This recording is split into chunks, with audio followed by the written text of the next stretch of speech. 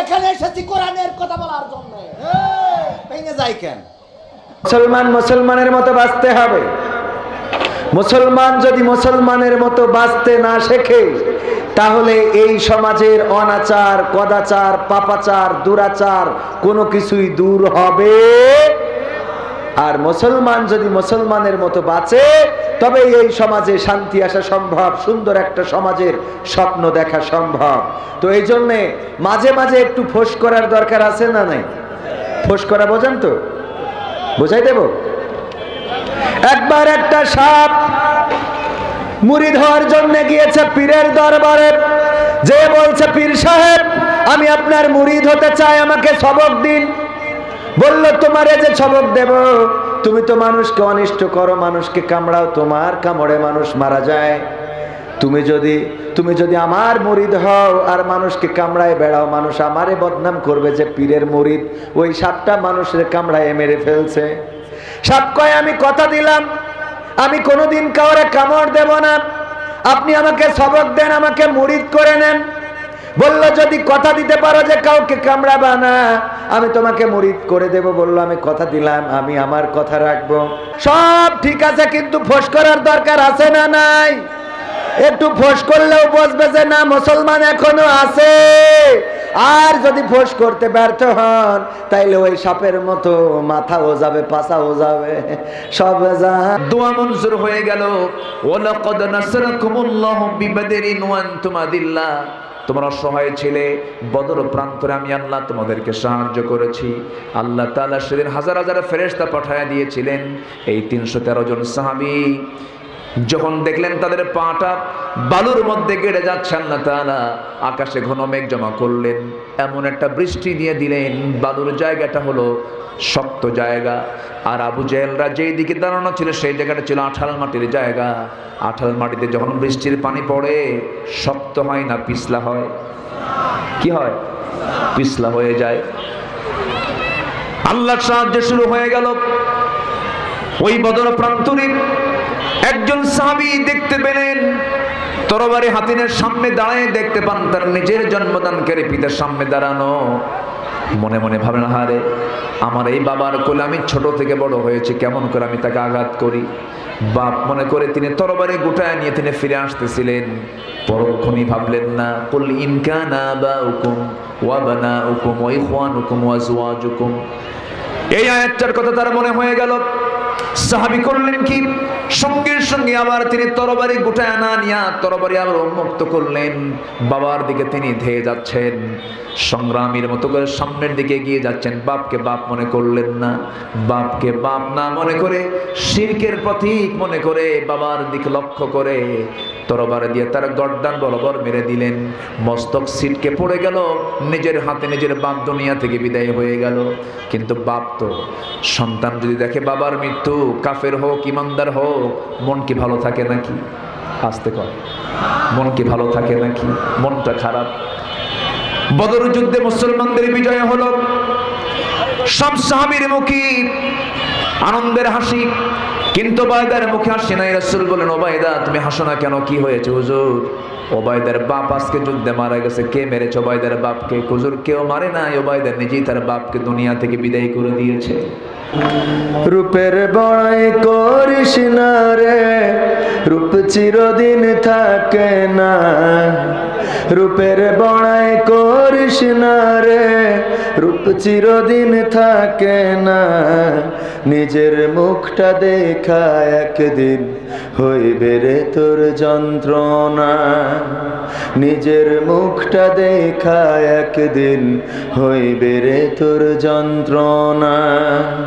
রূপের বড়াই করিস না রে, রূপ চিরদিন থাকে না। রূপের বড়াই করিস না রে, রূপ চিরদিন থাকে না।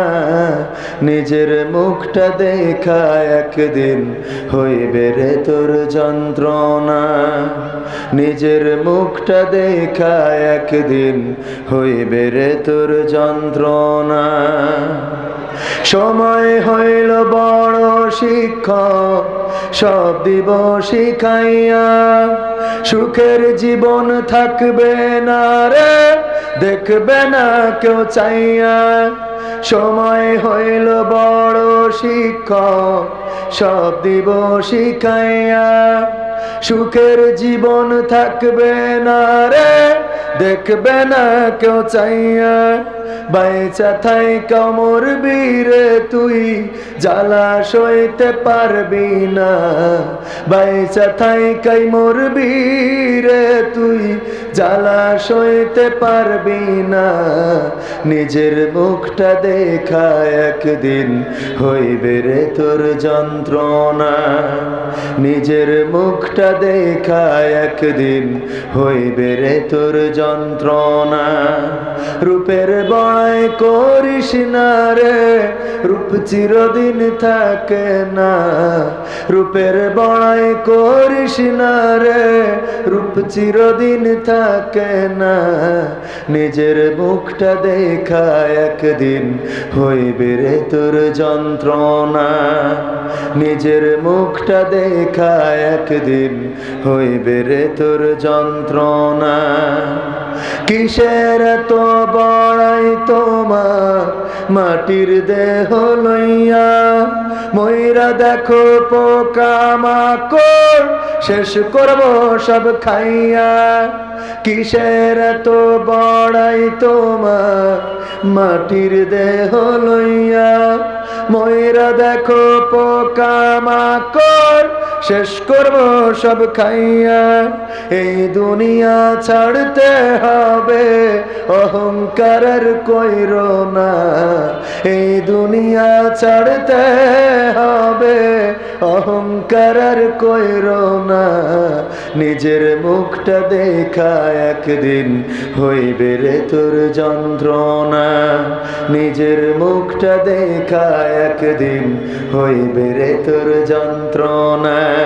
রূপের বড়াই করিস না রে, রূপ চিরদিন থাকে না। রূপের বড়াই করিস না রে, রূপ চিরদিন থাকে না। নিজের মুখটা দেখা একদিন হইবে রে তোর যন্ত্রণা। নিজের মুখটা দেখা একদিন হইবে রে তোর যন্ত্রণা।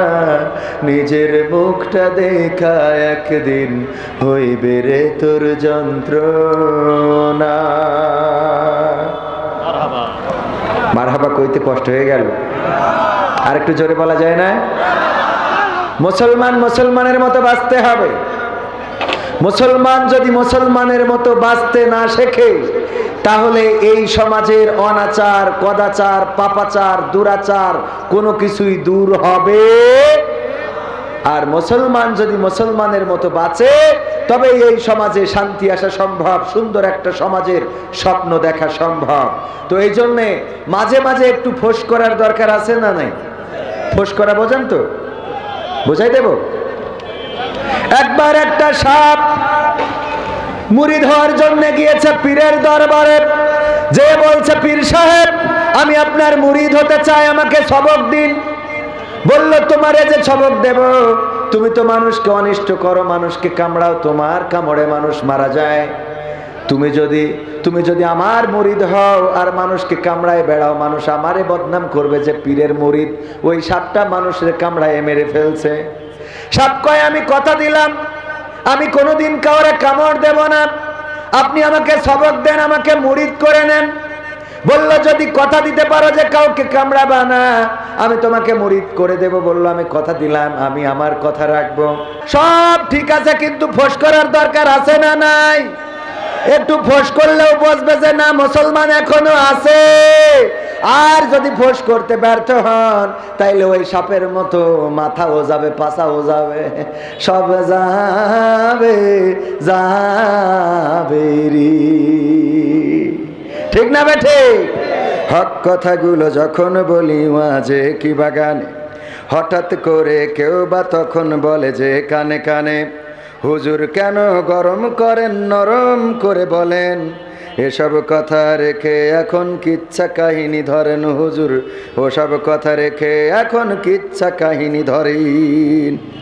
ঠিক না বে ঠিক? আমি খুঁজে বের করতেছি, বলতে হবে তো। হক কথাগুলো যখন বলি ওয়াজে কি বাগানে, হঠাৎ করে কেউ বা তখন বলে যে কানে কানে, হুজুর কেন গরম করেন, নরম করে বলেন। ওসব কথা রেখে এখন কিচ্ছা কাহিনী ধরেন হুজুর, ওসব কথা রেখে এখন হরিণের গল্প বলেন। সত্য কথা যায় না বলা এখন আগের মতো, সত্য পথে যায় না চলা বাধায় অবিরত। কথা বলেছেন ইসলামের সাংস্কৃতিক ব্যক্তিত্ব, ইসলামের সংস্কৃতি অঙ্গনের উজ্জ্বল নক্ষত্র জনাব কবির বিন সামাদ।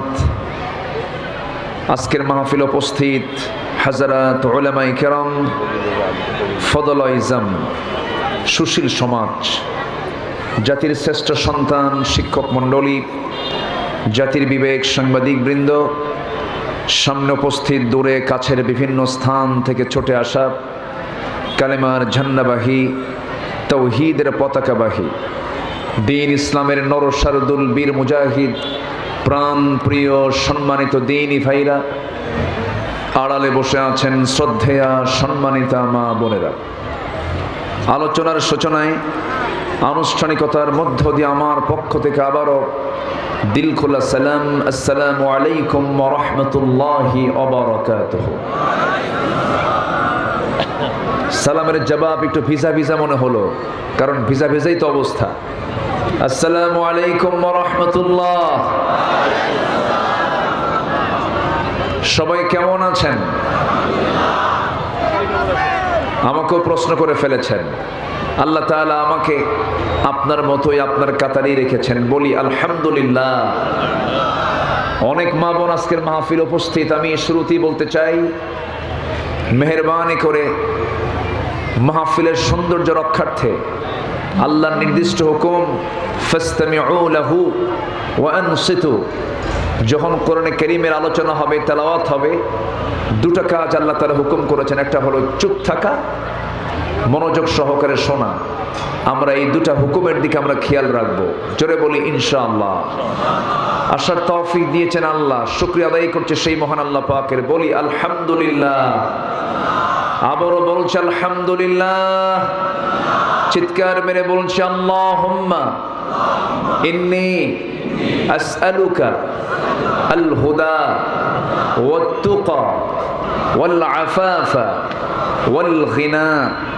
সবাই বলি আল্লাহুম্মা লাকা আসলামতু ওয়া বিকা আমানতু ওয়া আলাইকা তাওয়াক্কালতু ওয়া ইলাইকা আনাবতু ওয়া বিকা খাসামতু। আমি আলোচনার সূচনায় কোরআনে কারীমের গুরুত্বপূর্ণ একটি সূরা, যেটা আমি বলবো আদব আখলাককে ঠিক করার, শিষ্টাচারকে সুন্দর করার জন্য একটি অনন্য সূরা, একটি গুরুত্বপূর্ণ সূরা। সূরাতুল হুজুরাত থেকে আমি শেষ দিকের 3 থেকে 4টা আয়াত আমি তেলাওয়াত করেছি। এই আয়াতগুলোকে সামনে রেখে আমি প্রতিকূল আবহাওয়াই বলবো, কারণ একটু আমরা বৃষ্টির আভাস আমরা লক্ষ্য করছি, কিছু ফোঁটাও পড়ছে। তা আমি যতক্ষণ আছি আমাকে সময় দেবেন তো নাকি ইনশাআল্লাহ? কারো কোনো সমস্যা নাই তো? জোরে বলি ইনশাআল্লাহ, আর জোরে বলি ইনশাআল্লাহ। সম্মানিত হাজিরিন, আসুন সেই জায়গায় চলে যাই যে জায়গা থেকে আমি তেলাওয়াত দিয়ে শুরু করেছি। সূরাতুল হুজুরাত। সূরাতুল হুজুরাত এটা মাদানী সূরা, 49 নম্বর সূরা, এবং এর মোট আয়াত সংখ্যা হলো 18। আমি 15 থেকে 18 এই 4টি আয়াতে কারিমে আমি তেলাওয়াত করেছি। এবং এই সূরার নামকরণ করা হয়েছে হলো 4 নম্বর আয়াতকে সামনে রেখে। 4 নম্বর আয়াতের ভিতরে আল্লাহ তাআলা হুজুরাত শব্দটা প্রয়োগ করেছেন। আল্লাহ রাব্বুল আলামিন বলেন, ইন্নাল্লাযীনা ইউনাদুনাকা মিন ওয়ারাইল হুজুরাতি আকসারুহুম লা ইয়াকিলুন। জোরে বলি আল্লাহু আকবার। মিন ওয়ারাইল হুজরাত, এই হুজরাত থেকে আল্লাহ তাআলা এই সূরার নামকরণ করেছেন। এই সূরার নাজিলের প্রেক্ষাপট হলো আমার নবীর সামনে দুজন সাহাবী, সবাই এই দুজন সাহাবীর নাম বললেই চিনে ফেলবেন। খুব দামি দুজন সাহাবী যারা দুনিয়াতে বসে জান্নাতের সংবাদ পেয়েছেন। আশারা মুবাশশারার অন্যতম তালিকার প্রথম 1 এবং 2 নম্বর তালিকায় যাদের নাম সাইয়্যিদানা আবু বকর সিদ্দিক রাদিয়াল্লাহু তাআলা আনহু এবং সাইয়্যিদানা ওমর ফারুক রাদিয়াল্লাহু তাআলা আনহু, এই দুজন সাহাবী আমার নবীর সামনে বসে তারা কথা বলছিলেন। তো দুজনের কনভারসেশন, তাদের বাক্যালাপের মাঝে হঠাৎ করে তাদের কথার আওয়াজটা আমার নবীর চাইতে বেশি উঁচু হয়ে যায়, বড় হয়ে যায়, বুলন্দ হয়ে যায়। আমার নবীজির কাছে এটা কষ্টের কারণ মনে হলো।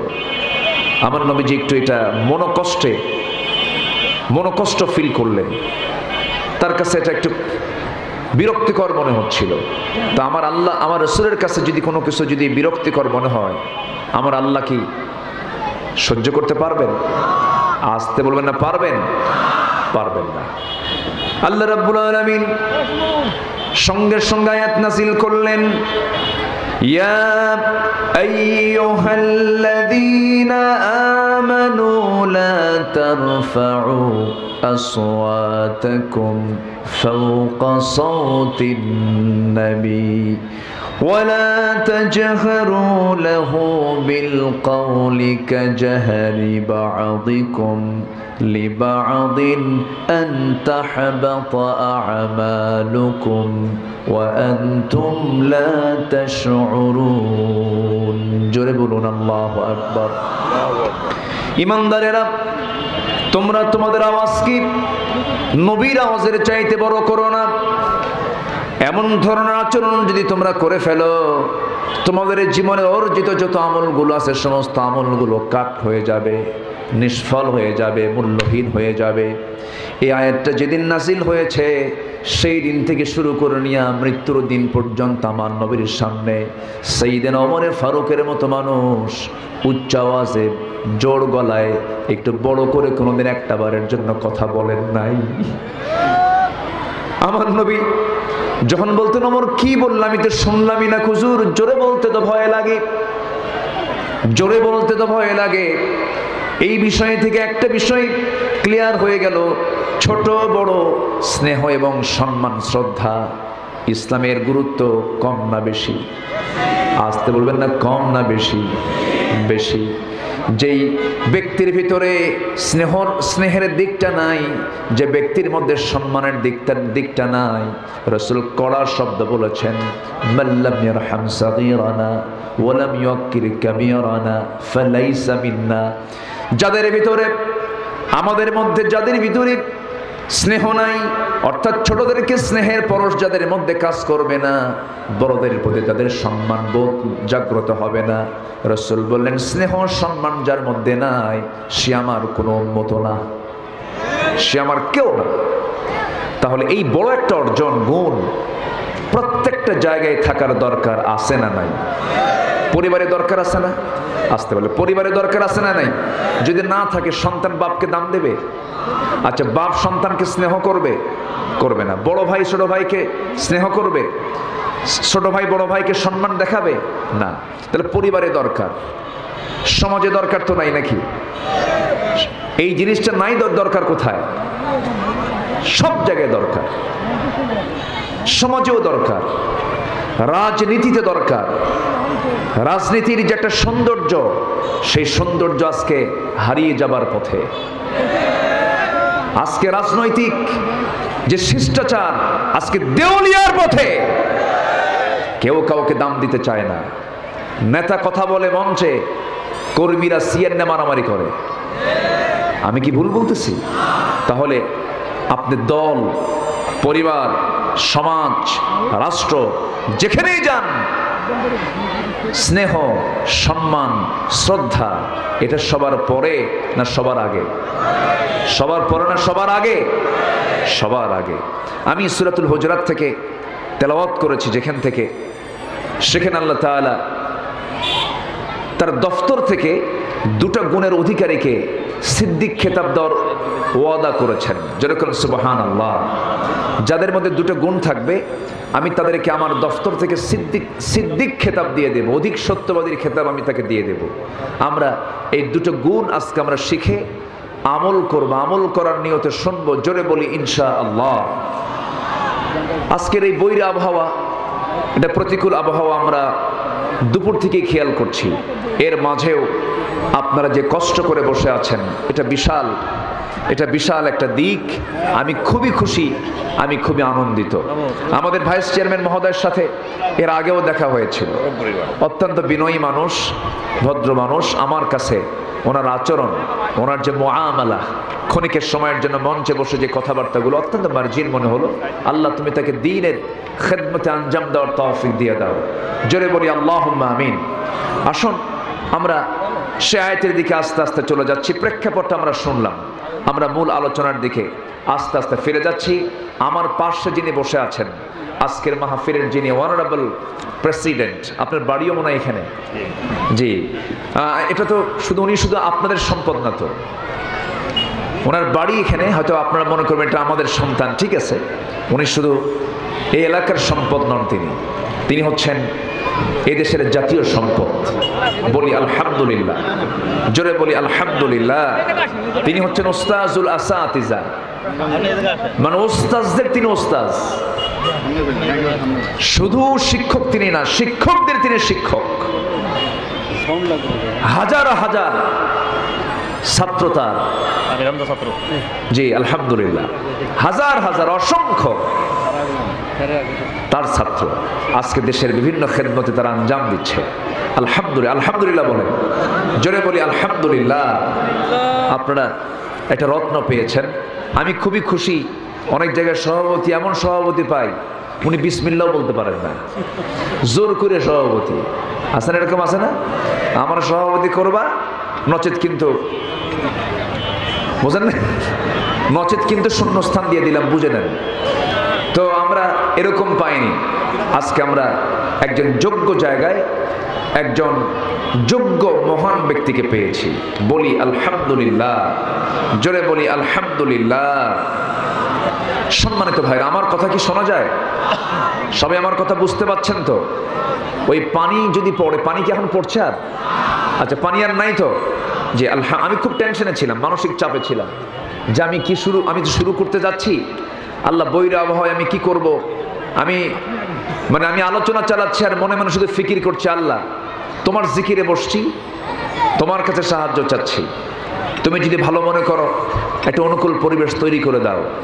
তো এখন অধিক রোদেও কিন্তু বসা আজকে কঠিন ছিল।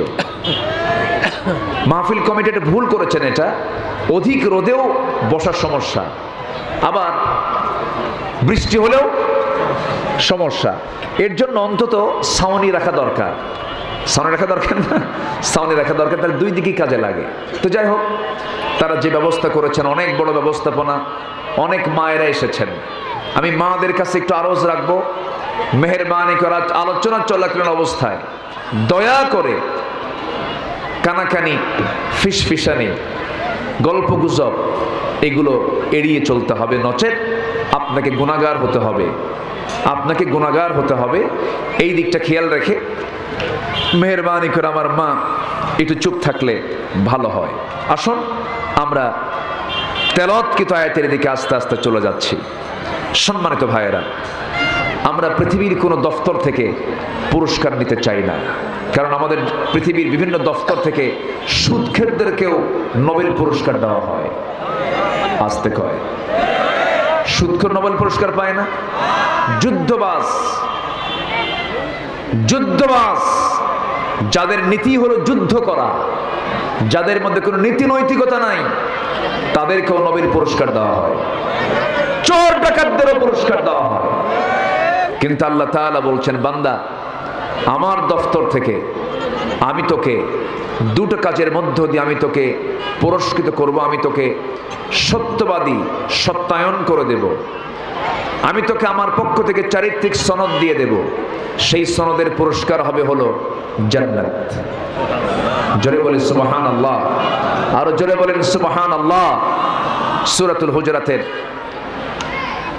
15 নম্বর আয়াত, আল্লাহ রাব্বুল আলামিন বলেন, ইন্নামাল মুমিনুনা আল্লাযীনা আমানু বিল্লাহি ওয়া রাসূলিহি সুম্মা লাম ইয়ারতাবু ওয়া জাহাদু বিআমওয়ালিহিম ওয়া আনফুসিহিম ফি সাবিলিল্লাহ উলাইকা হুমুস সাদিকুন। জোরে বলুন আল্লাহু আকবার। আল্লাহ রাব্বুল আলামিন বলেন, প্রকৃত মুমিন তো তারাই, প্রকৃত ঈমানদার তো তারাই, আল্লাযীনা যারা আমানু ঈমান এনেছে, বিল্লাহি আল্লাহর প্রতি, ওয়া রাসূলিহি রাসূলের প্রতি। এখন হয়তো বলবেন, হুজুর আপনি একটা গুণের কথা যে বললেন, সেই ঈমান তো আমরা অনেক আগেই আনছি। এটা অনেকে বলতে পারেন। আবার ঈমানদারকে আরেক জায়গায় ডাক দিয়ে বলছেন, ইয়া আইয়ুহাল্লাযীনা আমানু আমিনু। আবার ঈমানদারদের কি গুণ হতে হবে তা বিভিন্ন জায়গায় বলেছেন। এক জায়গায় বলছেন, ইন্নামা ওয়ালিয়্যুকুমুল্লাহু ওয়া রাসূলুহু والذين آمنوا الذين يقيمون الصلاة ويؤتون الزكاة وهم راكعون। জোরে বলুন আল্লাহু আকবার। ঈমানদার কারা? আল্লাযীনা যারা ঈমান এনেছে, নামাজ কায়েমের সংগ্রাম করেছে, যাকাত যারা আদায় করেছে, রুকুকারীর সঙ্গে যারা রুকু করেছে। কিন্তু আমার দেশে যত ঈমানদার আছে, অধিকাংশ ঈমানদার নামাজি না বেনামাজি? হ্যাঁ, ভালো করে বলতে হবে কিন্তু, নামাজি না বেনামাজি? আচ্ছা, আমার দেশে মুসলমান বেশি না অমুসলিম বেশি? মুসলিম বেশি, অমুসলিম কম। আচ্ছা, নামাজি বেশি না বেনামাজি বেশি? বেনামাজি বেশি। তাহলে যে মুসলিম তাকে তো ঈমানদার বলা যায় নাকি? হ্যাঁ, বলা তো যাই। আমি ঈমানদার বললাম, ঠিক আছে, কিন্তু আল্লাহ তাআলা বলছেন কোন ঈমানদার? যারা নামাজ কায়েম করে, যারা যাকাত আদায় করে, যারা রুকু করে সঙ্গে রুকু করে। কোন ঈমানদার? যারা আনিল লাগফি মু'রিদুন সালাতিহিম খাশিউন, এরপরে আমানাতিহিম ওয়াহদিহিম রাউন আলা সালাওয়াতিহিম ইউহাফিজুন ওয়াল্লাযীনা হুম লিফুরুজিহিম হাফিজুন। এই সমস্ত গুণে গুণান্বিত যারা, আল্লাহ তাদেরকে বলছেন হলো মুমিন, প্রকৃত মুমিন। সেই গুণগুলো থাকার দরকার আছে না নাই? আসতে বলবেন না, আছে না নাই? সেই গুণগুলো থাকতে হবে। তো আল্লাহ তাআলা বলছেন, ওই গুণে গুণান্বিত ঈমানদার যারা, যারা আল্লাহর প্রতি, নবীর প্রতি যারা বিশ্বাস এনেছে। আল্লাহ আছেন না নাই? আল্লাহ আছেন না নাই? কোথায় আছে বলেন? মেয়েদের আওয়াজ আমি অতিষ্ঠ হয়ে গেলাম, প্রচুর কথা হচ্ছে, আমার কান শেষ। পিছনে প্রচুর আওয়াজ হচ্ছে। এই কি হলো এখানে? এখানে ভাঙচুর কেন? এটা কি কি হয়েছে? আচ্ছা, আমার মা মেহেরবানি করে একটু আওয়াজটা বন্ধ করুন। মেয়েরা কথা কম বলে না বেশি বলে? আসতে বলে। মেয়েদের কথার পরিমাণ আমাদের চাইতে, পুরুষের চাইতে কম না বেশি? শুধু বেশি না অনেক বেশি? অনেক বেশি। তারা এক কথা বারবার বলতে পছন্দ করে। আমরা একবারের বেশি দুইবার বলতে পারি না, আমাদের এনার্জি কাজ করে না। তারা এক কথা বারবার বলে। পুরুষরা কথা বলে 2000 শব্দ, মেয়েরা কথা বলে হলো 5000 শব্দ। কয় হাজার বেশি? 3000 বেশি। আপনি বর্ষাকালে বেগুন কিনেছেন, বর্ষাকালের বেগুন তো একটু পোকা থাকে, ফ্রেশ বেগুন কম পাওয়া যায়। আপনি খেয়াল করেননি, বেগুনটির দাম দিয়ে বেগুনটা নিয়ে আসছেন, বাড়িতে বউয়ের হাতে দিয়ে দিচ্ছেন, গিন্নি বডিতে কুর্তি নিয়ে যদি দেখে যে বেগুন পচা, ওই বেগুন পচার তফসির হবে একটানা 3 ঘন্টা। খালি বলবে সংসার খাইলো, সংসার গেল, এই কথাই বলবে। এটা মেয়েদের নেচার। এক রাজা প্রজাদের মাঝে ঘোষণা করেছে, যে প্রজা মিথ্যা কথা বলতে পারবে তাকে পুরস্কার দেওয়া হবে। এক প্রজা এসে বলে, জাহাপনা আমি একটা মিথ্যা বলতে চাই, কি আসতে নিয়ে দেখি একটা মশা একটা হাতিরে খেয়ে ফেলছে। অসম্ভব ব্যাপার, এটা কোনো যুক্তি হলো তোমার? এটা কোনো মিথ্যা না। আরেকজন এসে বলে, জাহাপনা আমি একটা মিথ্যা কথা বলতে চাই, কি আসতে নিয়ে দেখি 2 মহিলা পাশাপাশি বসেছে, মুখোমুখি হয়েছে, কিন্তু কথা বলে নাই। রাজা বলতেছে, হ্যাঁ এবার হয়েছে মিথ্যা কথা, কারণ 2 মহিলা পাশাপাশি বসবে, মুখোমুখি হবে, কথা হবে না, এর চাইতে বড় মিথ্যা কথা আল্লাহর জমিনে আর নাই। কথা বুঝেন?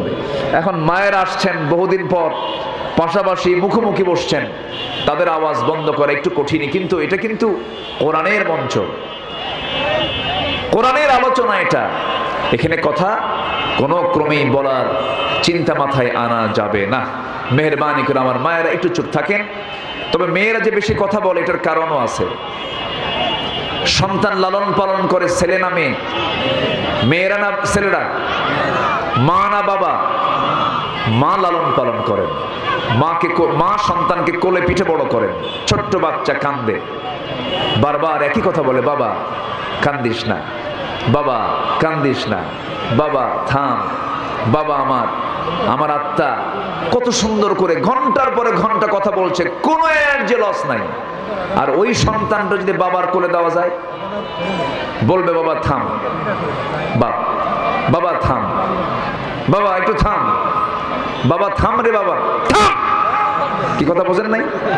মানে কি এই থামের, এই শেষ থামের লক্ষণটা কি বলেন? হাতে রাখবে না আছাড় মারবে? ফালায় দেবে। তো এই জন্য যে ডিপার্টমেন্টকে আল্লাহ তাআলা যা দেওয়া দরকার, সেই ডিপার্টমেন্টকে আল্লাহ তাই দিয়েছেন। মেয়েরা বেশি কথা না বললে হবে না, এই জন্য আল্লাহ তাআলা মেয়েদের মধ্যে কথার পরিমাণ বাড়ায় দিয়েছেন। আমার ভাইয়েরা আসুন একটু আলোচনার দিকে আবার চলে যাচ্ছে। 2টা কাজ আমরা শিখে যাব আজকে। এবং সূরা হুজরাতের ভিতরে আল্লাহ তাআলা 10টা হুকুম দিয়েছেন। কয়টা হুকুম দিয়েছেন? 10টা হুকুম দিয়েছেন। আমার পাশে যিনি বসে আছেন, আমাকে উনি সকাল বিকেল পড়াতে পারবেন, এত ইলমে যোগ্যতা তার। উনি কুষ্টিয়া ইউনিভার্সিটির প্রফেসর, আমি আবার ভাঙ্গাচূড়া, আমি ঢাবির ছাত্র ছিলাম। আমি ঢাকা ইউনিভার্সিটিতে পড়াশোনা করেছি, কামিল করেছি ঢাকা আলিয়া থেকে।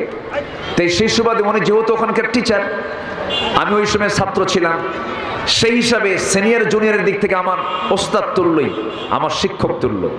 উনি পাশে বসে আছেন।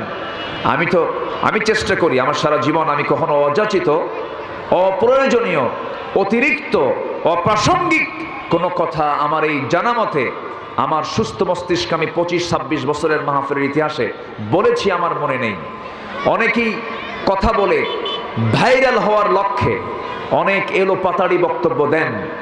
যদি এমন নিয়তে কেউ কিছু করে থাকেন, এটার জবাব দিতে হবে আদালতে, আখিরাতে। ঠিক কিনা? কারণ এটা কোরআনের মঞ্চ, এখানে কথা বলতে হবে মেপে, চিন্তা করে। আল্লাহ তাআলা সেই কথাগুলো যেন বলার তৌফিক আমাদের দেশের সমস্ত আলোচকদের মাঝে দিয়ে দেন। জোরে বলি আল্লাহুম্মা আমিন। যেন কেমন যেন আমার কাছে মনে হচ্ছে এই মাহফিল অঙ্গনে কিছু দুষ্ট লোকের পদচারণা শুরু হয়েছে। আসতে বলবেন না? আছে না নাই? কিছু দুষ্টের পদচারণা হয়েছে, যাদের আলোচনার ভিতরে মূল কোরআন এবং হাদিসের কোনো রস খুঁজে পাওয়া যায় না। আছে না? এরকম আছে না? নাচানাচি করে, তারপরে মঞ্চ উঠে মানে হাসির বাক্স বানায় ফেলে। না, কোরআনের আলোচনা যখন রাসূল করতেন, সাহাবা কেরামদের ভিতরে প্রতিক্রিয়া হতো 2 রকম। সেটা হলো তারা চুপচাপ থাকতেন, আরেকটা হলো আওয়াজ হতো না, কিন্তু চোখের কোনা বেয়ে বেয়ে টপ টপ করে পানি পড়তো। সাহাবীরা কাঁদতেন, আমার নবীজি বয়ান করতেন। আর আরেকটা প্রতিক্রিয়া হলো আল খুতবাতুন নারিয়াহ, আগুন ঝরানো বক্তব্য যখন রাসূল দিতেন, সাহাবা কেরামদের রক্ত টকবক করত। এই 2টা প্রভাব আমার নবীর বক্তৃতার মধ্যে ছিল। সম্মানিত ভাইয়েরা, তাহলে আমরা দুটো আমল শিখে যাব আজকে। আমরা ইমান তো আনছি ঠিক আছে, আমার দেশে তো বহু ইমানদারও আছে, নামই ইমান আলী। নাম কি? ইমান আলী, কিন্তু নামাজি পড়ে না। নাম কিন্তু ঠিক আছে, ইমান আলী। নাম হলো রমজান আলী। রমজান মাস আসে, দুপুরবেলা ভাত খায়। নাম হলো বাদশা মিয়া, ভিক্ষা করে খায়। নাম হলো আতর আলী, গোটা গায়ে গাজার গন্ধ। নাম হলো হিম্মত আলী, সাইকেলের চাকা বাস চলে শীত হয়ে পড়ে যায়। আমার বন্ধুগণ, নাম দিয়ে তো কোনো কাম হবে না, বংশ দিয়ে কোনো লাভ হবে না। বংশ দিয়ে যদি নাজাত পাওয়া যেত, আবু লাহাব আমার নবীর বংশের মানুষ, কুরাইশ বংশের মানুষ, আমার রাসূল আবু লাহাব কুরাইশ বংশের মানুষ, সে তো জান্নাত পাওয়ার কথা। জান্নাত পাবে না, কারণ তার মধ্যে কি নাই? আস্তে কয়, তার মধ্যে কি নাই? আবু তালেব যদিও কাফের ছিলেন, ভদ্র কাফের, নবীর বিরুদ্ধে কখনো যান নাই, বিরুদ্ধচারণ করেন নাই, বরং আমার নবীর পিতৃব্যের ভূমিকা পালন করেছেন, বিয়ের দায়িত্ব পালন করেছেন, ব্যবসাগুলো শিখিয়েছেন, ভাষাগুলো শিখিয়েছেন। সেই আবু তালেবের রাসূলকে বাঁচাতে গিয়া 3.5 বছর তিনি জেল খেটেছেন। এত কষ্টগুলো করার পরেও আবু তালেব দুনিয়া থেকে বেঈমান হয়ে বিদায় নেওয়ার কারণে আবু তালেবের মতো ভদ্র মানুষটাও সে জান্নাত না জাহান্নাম? কি নাই তার মধ্যে? আসতে বলবেন না, কি নাই তার মধ্যে? ইব্রাহিম আলাইহিস সালাতু ওয়াস সালাম ক্বালা ইন্নী জাইলুকা লিন-নাসি ইমামা, হে ইব্রাহিম, আমি তোমাকে গোটা মানব মণ্ডলীর নেতা করেছি। মিল্লাতে আবিকুম ইব্রাহিম, মিল্লাতের জন্য আমি তোমাকে পিতা বানিয়ে দিয়েছি। এত সম্মান, এত বড় পদ পাওয়ার পরেও, এত বড় ব্যক্তি হওয়ার পরও তিনি তার বাপকে পর্যন্ত জান্নাতে নিতে পারবেন না, কারণ কি নাই? আসতে বলে, কি নাই? ঈমান নাই। আমার বন্ধুগণ, নূহ আলাইহিস সালাতু ওয়াস সালাম আল্লাহর পয়গম্বর ছিলেন, তার স্ত্রী বেঈমান ছিল, নিজের স্ত্রী হওয়ার পরও তাকে জান্নাত নিতে পারবেন না। লূত আলাইহিস সালাতু ওয়াস সালাম, তার স্ত্রী বেঈমান ছিল, জান্নাতে নিতে পারবেন না। নূহ আলাইহিস সালাতু ওয়াস সালাম তার সন্তানকে মহাপ্লাবনের পূর্বে যখন বলেন, কেনান আমার দিকে আয়, আমার নৌকায় তুই চলে আয়, বড় মহাপ্লাবন হয়ে যাবে, তখন সে বলল, না, ওই যে পাহাড় আছে, আমি ওই দিকে যাব না। ইন্নাহু লাইসা মিন আহলিক। সঙ্গে সঙ্গে কেনান পর্যন্ত সন্তান হওয়ার পরেও আল্লাহ বলেন, সে আপনার পরিবারের কেউ না। অর্থাৎ সম্পর্ক থাকবে ঈমান থাকলে, সম্পর্ক থাকবে না ঈমান না থাকলে। আসতে বলবেন না, জোরে বলেন ঠিক কিনা? ঈমান আছে, সম্পর্ক আছে, ঈমান নাই, আস্তে কোন কেন সম্পর্ক নাই। আমার দেশে একই বাবার 4 সন্তান, একই মায়ের 4 সন্তান, 4জন 4 দল করে।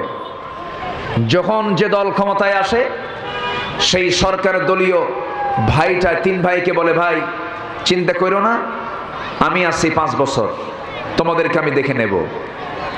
এরা আবার বলে, ঠিক আছে ভাই তুই চালা, আমরা যখন ক্ষমতায় আসবো তখন আমরা তোকে দেখে নেব। আছে কিনা? আসতে বলে, আছে না নাই? এইরকম চরিত্র যাদের, তারাই হলো মুনাফিক। আছে না নাই? এই চরিত্র যাদের, স্পোর্টিং ক্লাবের মতো মোহামেডান থেকে আবাহনী, আবাহনী থেকে মোহামেডান, যাদের পেশা হলো দল চেঞ্জ করা, তাদের ঠিকানা হলো জাহান্নাম, জাহান্নাম, জাহান্নাম। ঠিক কিনা? কষ্ট পাচ্ছেন? ইমানদার কি তার নীতি চেঞ্জ করে, তার চরিত্র পাল্টায়? ইমানদারের চরিত্র থাকে একটা, ইমানের চরিত্র। কিসের চরিত্র? ইমানের চরিত্র। কষ্ট পাচ্ছেন আপনারা? আজান আমি চাইছিলাম আরো আগে উঠতে, কিন্তু আপনাদের উপস্থিতি, সার্বিক দিক বিবেচনায় একটু উঠতে দেরি হলো। আমি আসছি অনেক আগে, তখন দেখি মাঝখানে সামনে লোকই নাই। আমার দেশে আবার জুমার আজান হয় 12:30টায়, আর মুসল্লি হাজির হয় 1:29:29। এটা আমাদের দেশের মুসল্লিরা খুব সময় সচেতন, তো আগে ভাগে যায় লাভ কি? হ্যাঁ, আগে ভাগে যায় তো লাভ না। অথচ জুমার দিনের ফজিলত হলো, আর রাসূল বলেছেন, জুমার দিনে যে সবার আগে মসজিদে ঢুকবে, আল্লাহ তাআলা তাকে একটা উট কুরবানির সওয়াব দিয়ে দেয়। কম কথা না কিন্তু। তাহলে এটা আমার দেশের একটা কালচার। তো এখন আমি এমন একটা সময়ে, এমন একটা পর্যায়ে আমি এখন অবস্থান করছি, কিছুক্ষণ পরে আজান হবে। এবং আলোচনার আমি জাস্ট 25% লেভেলে আছি। এখনো 75% আলোচনা এখনো সামনে আমার পড়ে আছে। আমাকে সহযোগিতা করবেন তো? সবাই থাকবেন তো ইনশাআল্লাহ? বৃষ্টি যখন কেটে গেছে, আর নাই বৃষ্টি আসার সম্ভাবনা নাই, জোরে বলি ইনশাআল্লাহ। আচ্ছা, এখন সামনে এখন আসরের নামাজ আছে। আসরের সালাত যদি নির্দিষ্ট সময়ে পড়তে যাই, এই মাহফিল কি আর পুনরায় সাজানো সম্ভব হবে? হবে না। তাহলে বৃহত্তর দিক বিবেচনা করে আমাদের যোগ্য সভাপতি সাহেবের পরামর্শক্রমে নামাজকে যদি আমরা একটু আখের নয় আওসাত উম্মাতান ওয়াসাতা, আমরা উম্মতুল মধ্যম উম্মাতান ওয়াসাতা, আমরা যদি আউয়ালে না আখিরে নয়, আমরা যদি আওসাত মাঝামাঝি সময়ে জাস্ট 4:50 মিনিটে আমরা নামাজ পড়ি, কেমন হয় বলেন? কোনো এগুলো নিয়ে কোনো ফতুয়াবাজি হবে না তো? আবার কি হুজুর নিয়ে আসছে নামাজ বাদ দিয়ে ওয়াজ করে আছে, এগুলো কথাও বলে। আমরা তো অভিজ্ঞতা নিয়ে কথাগুলো বলছি, এটা মাথায় নেবেন না। বৃহত্তর দিক তাকিয়ে আমরা এই সময়টা আমরা এক্সটেন্ড করলাম। জোরে বলি ইনশাআল্লাহ, জোরে বলি ইনশাআল্লাহ। আয়াতের হকটা অন্তত আদায় হোক। নামাজ পড়বো তো নাকি ইনশাআল্লাহ? জি, আসেন আমরা আবার আলোচনায় ফিরে যাচ্ছি। তাহলে ঈমান আনলে বাবাও পর হতে পারে, ঈমান আনলে পরে ভাই পর হতে পারে, ঈমান আনলে পরে বউ পর হয়ে যেতে পারে। আসতে বলবেন না, জোরে বলেন ঠিক কিনা? এমন ঘটনা নবীদের জীবনে আছে না নাই? সাহাবাদের জীবনে আছে না নাই? আছে। ছেলে ইসলাম কবুল করেছে, এক সাহাবী। ছেলে ইসলাম কবুল করার কারণে মা অনশনের ডাক দিয়েছি, অনশন করতেছে, খাবো না, আমি কোনো খাবার মুখে নেব না রে সন্তান, তুই যতক্ষণ না তুই মুহাম্মদের দরবার না ছাড়বি, ইসলাম না ছাড়বি। সেই সাহাবী নবীর কাছে এসে বলছেন, ইয়া রাসূলুল্লাহ, আমার মা আমার বিরুদ্ধে অনশনের ডাক দিয়েছে, খাওয়া বন্ধ করে দিয়েছে। আমার নবীজি বললেন, ও সাহাবী, সবার আগে ঈমানকে প্রাধান্য দিতে হবে। ওই সাহাবী গিয়ে মার সামনে দাঁড়িয়ে বলছে, মা আমি তোমাকে সম্মান করি, শ্রদ্ধা করি, আমি তোমাকে ইজ্জত করি, তুমি আমার জন্ম দিয়েছ, তোমার মাধ্যম দিয়ে আমি পৃথিবীর চেহারা দেখতে পেয়েছি, কিন্তু এই দুনিয়াতে তুমি মা আমার কাছে যেমন দামি, তার চাইতো হাজার নয় লক্ষ লক্ষ কোটি কোটি গুণে দামি হলেন আমার আল্লাহ তাআলা। আমি আল্লাহকে ছাড়তে পারবো না, রসুলকে ছাড়তে পারবো না। সে আল্লাহকে রসুলকে যদি পেতে গিয়া তুমি আমার মা যদি 1000 বার মরে যাও, 1000 বার যদি জিন্দা হও, এই 1000 বার আমাকে যদি বারবার বলতে থাকো, আমি আমার দিন থেকে ঈমান থেকে আমি এক চুল পরিমাণ নড়বো না। আর আমার দেশে 10 টাকা পাইলেই ঈমান সেন্স আসতে কয়, আছে না নাই? আছে। ঈমান চেঞ্জ হয়ে যায়, ঈমান বিক্রি করে ফেলে দেয়। এমন ঠুনকি ঈমান আনা যাবে না।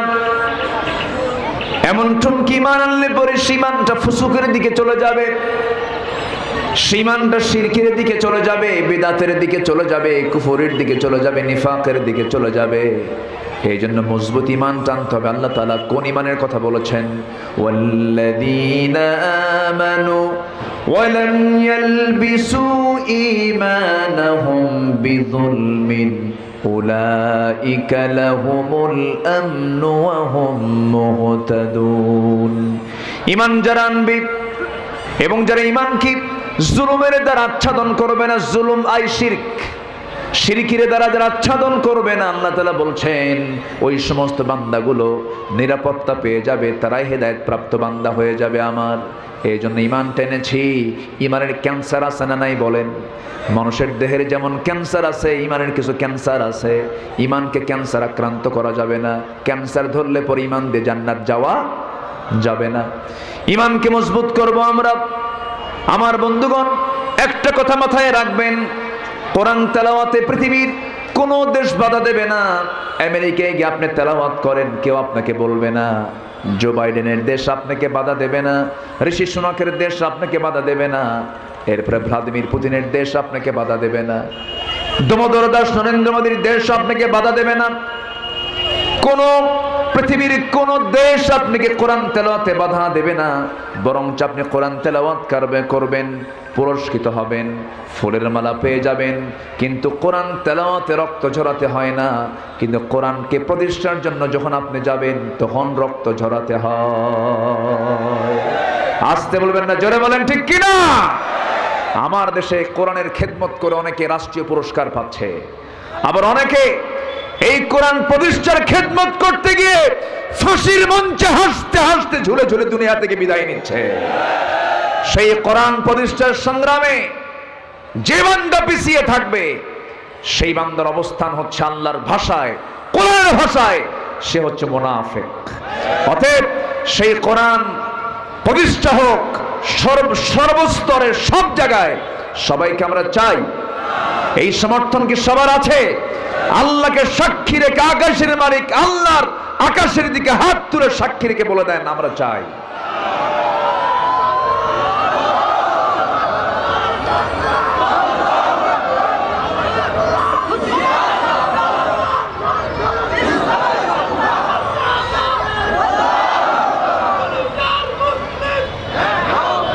আল্লাহ কবুল করুন, জোরে বলি আমিন, আরো জোরে আমিন, আরো জোরে আমিন। ভাইরে, আল্লাহর সৃষ্টির হলো দুই পিঠ। আল্লাহর সৃষ্টির কয় পিঠ? দুই পিঠ। একটা হচ্ছে ইহকাল, আরেকটা কি পরকাল। আমরা কোন পিঠে আছি? ইহকালের পিঠে আছি আমরা। আরেকটা পিঠ পড়ে আছে, সেটা হচ্ছে পরকাল। পরকাল তাদের জন্য নাই যাদের হিসাব নাই। মানুষ ছাড়া আরো প্রাণী পৃথিবীতে আছে না নাই? আমাদের চাইতে আকারে বড়, ওজনে বড়, শক্তিতে বড়, আমাদের চাইতে শক্তিশালী প্রাণী আছে না নাই? তিমি, জল এবং স্থল দুই ভাগের ভিতরে সবচাইতে বড় প্রাণীর নাম হলো কি? তিমি মাছ। যে তিমি মাছের ওজন হলো 120 টন। যে তিমির হার্টের ওজন, শুধু হার্ট, অনলি হার্টের ওজন হলো 600 কেজি। কেউ তো সুবহানাল্লাহ কইলেন না? হার্টের ওজন কত? 600 কেজি যদি হার্টের ওজন হয়, মানে ছোট মোটো একটা গাড়ি, ছোট মোটো একটা গাড়ি। তাহলে একটা দুনিয়ার গাড়ি চলতে গেলে গাড়ি যাচ্ছে, আওয়াজ আছে না? আওয়াজ আছে। তো 600 কেজি ওজনের একটা হার্ট মেশিন। এই হার্ট যে হৃদস্পন্দন হয় প্রতি মিনিটে 8 থেকে 10 বার, এই তিমির হার্টের যে হৃদস্পন্দন, হার্টের যে স্পন্দন, যে আওয়াজটা হয় যখন তিমি কোন অঞ্চলে যায়, এই আওয়াজটা 3 থেকে 4 মাইল দূর থেকে শোনা যায়। যেরকম সুবহানাল্লাহ। এত বড় প্রাণী হওয়ার পরেও মরার পরে কি তার কোনো পরকাল আছে? আসতে পরকাল আছে? নাই। ওর এই কালই শেষ, এই পিঠেই শেষ। কিন্তু আমাদের জন্য আরেকটা পিঠ আছে, সেটা হলো কি? পরকাল।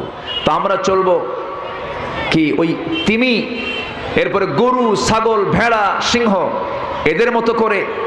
শুধু তাদের পরকাল নাই এবং তাদের পরকাল কেন্দ্রিক কোনো দায়িত্বও নাই, তাদের মতো হয়ে যাব না আমরা বান্দার মতো থাকবো? বলেন কিসের মতো থাকবো? আমরা বান্দার মতো থাকবো। বান্দার কাজ হলো দুনিয়াকে সামনে রেখে চলা না পরকালকে সামনে রেখে চলা? বলেন, দুনিয়া না পরকাল? পরকালকে সামনে রেখে চলা। সেই হচ্ছে বুদ্ধিমান। মান আকিয়াসুন নাস ওয়া আহজামুন নাস ক্বালা আকসারুকুম যিকরান লিল মাউত ওয়া আকসারুহুম ইস্তি'দাদা। যারা পরকালীন চিন্তা মাথায় নিয়ে যারা সর্বক্ষণ থাকে, তারাই হচ্ছে সবচেয়ে বেশি চালাক, বলেছেন মুহাম্মদ সাল্লাল্লাহু আলাইহি ওয়াসাল্লাম। সম্মানিত ভাইয়েরা, ঈমান এনেছি, মাথায় রাখতে হবে আমার শত্রু আমার পরিবার হতে পারে, আমার শত্রু আমার ভাই হতে পারে, আমার শত্রু আমার প্রতিবেশী হতে পারে, আমার শত্রু আমার এলাকাবাসী হতে পারে, আমার শত্রু আমার কাছে কোনো একটা ব্যক্তি হতে পারে। কিন্তু যত কিছু হোক না কেন, ঈমান কি কখনো হারা যাবে? ঈমান কি কখনো বাদ দেওয়া যাবে? যাবে না। অনেকের কাছে চিন্তা কি জানেন? দুই দিকেই থাকবো, আল্লাহ খুশি থাক, শয়তানও বেজার না হোক। এই টাইপের কিছু লোক আছে না নাই? মানে মসজিদে নামাজ পড়ি, হোটেলে গিয়েও মদ খাই, আল্লাহ খুশি হোক, শয়তান আবার বেজার করার কি দরকার? ও তো একটা পদে আছে, ওরে আবার অসন্তুষ্ট করার কি দরকার? এরকম চাহিদা অনেকের আছে না নাই বলেন তো? ওই লোকের মতো এক বেচারে গেছে কোরবানির আগে জুমার নামাজ পড়ার জন্য, কোরবানির আগের জুম্মা নামাজ পড়ার জন্য গেছে। তো খুতবা ইমাম সাহেব কিসের খুতবা দেয়? সেই খুতবায় কোরবানির। তো কোরবানির তাৎপর্য শীর্ষক আলোচনায় এত গুরুত্বপূর্ণ বয়ান দিছে খতিব কোরবানির উপরে। এই চোর চিন্তা করলো, সে বেচারি চোর, সে চিন্তা করলো এত সুন্দর খুতবা কোরবানির তাৎপর্য নিয়ে, জীবনে তো বহু গুনাহ করছি, কোরবানি দিয়ে এই গুনাহগুলো আমার মিটাই নিতে হবে। সে ভাবতেছে আমি কোরবানি দেব।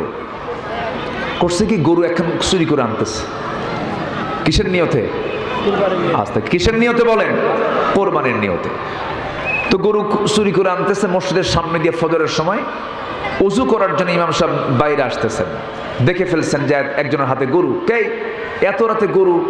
কোথায় গেছিলে তুমি? এই গরু পাইলা কোথায়? হুজুর আপনার জন্যই তো, আমি তো এই গরু আনতাম না, আপনার জন্যই আনছি। কেন? আপনার খুতবা শুনে আমি মুগ্ধ হয়ে গেছি। কারণ কোরবানির যে সওয়াব, পশমে পশমে একটা করে নেকি, আমার জীবনে কত গুনাহ আছে, এই গুনাহগুলো তো আমার অন্তত আমার জীবন থেকে মাইনাস করার জন্য কোরবানি দেওয়া দরকার। তো গরু পাইছো কোথায়? হুজুর চুরি করে আনছে। তো চুরি করে আনছো গরু, আমি কি চুরি করতে বলছি নাকি?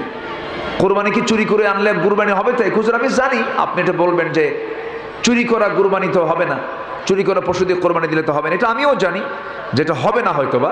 কিন্তু আমি চিন্তা করলাম, আমি যোগ বিয়োগ করে দেখি, কুরবানি দেওয়ার সওয়াব আর চুরি করার গুনাহ প্লাস মাইনাসে মাইনাস, মাঝখান থেকে আমার সওয়াব না হলেও গোশত খাওয়া তো বোনাস। এরকম হিসাব কষা কিছু সুযোগ সন্ধানী ইমানদার নামে চালিয়ে দিচ্ছেন এমন কিছু বদমাইশ মুনাফিক সমাজে আছে না নাই? আসতে বলবেন না, আছে না নাই? কিন্তু আল্লাহর বক্তব্য হচ্ছে ফামান ইয়াকফুর বিত-তাগুত ওয়া ইউমিন বিল্লাহ। আগে তাগুতের কাফের হও, এরপর ঈমান আনো। কার উপরে? আসতে বলবেন না, কার উপরে? আগে তাগুতগুলোকে ছেড়ে দাও। সমাজে সুদ আছে না নাই? সুদের পক্ষের লোক আছে না নাই? তারা সুদকে প্রতিষ্ঠা করতে চায়। সুদের, জুয়ার, মদের, পতিতাবৃত্তির কারবার যশোর জেলায় আছে না নাই? ওরা কি কখনো চাবে এই জমিন আল্লাহর দিন কায়েম হোক? মদ বিক্রি হয় বছরে গোটা বিশ্বে $1600 বিলিয়ন। পতিতাবৃত্তি বার্ষিক বিশ্বব্যাপী তাদের লেনদেন হয় প্রায় $400 বিলিয়ন। কম্পিউটার গেমস, এগুলোর লেনদেন হয় বছরে বিশ্বব্যাপী প্রায়, বৈশ্বিক বাণিজ্য হয় প্রায় $54 বিলিয়ন। এরকম করে অবৈধ আরো যে বিজনেসগুলো আছে সবগুলোকে এক জায়গায় করলে মিলিয়ে দাঁড়ায় বছরে $2685 বিলিয়ন। এই যে $2685 বিলিয়ন যে বিজনেস চলছে আন্তর্জাতিকভাবে মদ, জুয়া, পতিতা, আকাম কুকামের পিছনে, আপনি বলেন তো এই দেশে এই সমস্ত অপকর্মের যারা প্রতিনিধি, ওরা কি কখনো চাবে এই জমিনে মদ বন্ধ হোক, সুদ বন্ধ হোক, জেনা বন্ধ হোক, পতিতাবৃত্তি বন্ধ হোক? এরা চাবে? তো ওরা চাবে না। আপনি কি চান না এই জমিন আল্লাহর দিন কায়েম হোক? আপনারা চান না? সবাই চান না? তা আপনি চাচ্ছেন, ওরা চাচ্ছে না। এই যে চাচ্ছেন আর ওরা চাচ্ছে না, এর মধ্যে অবশ্যই সংঘর্ষ, এর মধ্যে অবশ্যই দ্বন্দ্ব, এর মধ্যে অবশ্যই লড়াই আছে না নয়? যারা লড়াই খুঁজে পাওয়ার পথ পান না, যারা বাতিলের অন্যায়, বাতিলের বিরুদ্ধে অন্যায় করার প্ল্যাটফর্ম খুঁজে পান না, ওদের প্ল্যাটফর্ম হলো শয়তানের প্ল্যাটফর্ম। ঠিক কিনা? সম্মানিত ভাইয়েরা, সাহাবীরা কি করেছেন দেখেন।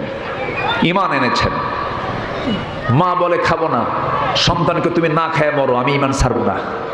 সুবহানাল্লাহ বলবেন না? আমার নবীজি বদর যুদ্ধে রওনা দিবেন। নবীজি মক্কা থেকে কোথায় গেছেন? এটা জোরে বলেন, কোথায় গেছেন? এগুলো তো জানা ইতিহাস। বলেন কোথায় গেছেন? মদিনায়। মদিনায় কি তিনি নানার বাড়িতে বেড়াতে গেছেন?